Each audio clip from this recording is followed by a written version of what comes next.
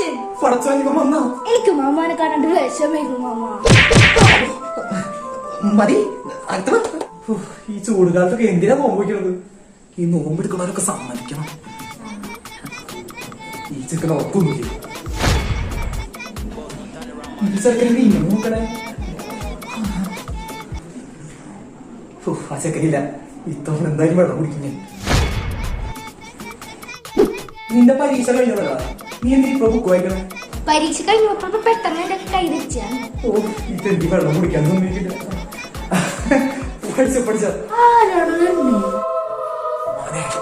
കുറച്ച് വെള്ളം തരോ? ആ ചേട്ടൻ എടുത്തോണ്ടരാ. പാവം ചേട്ടൻ ദാഹിച്ചു വല്ലുണ്ടാവും.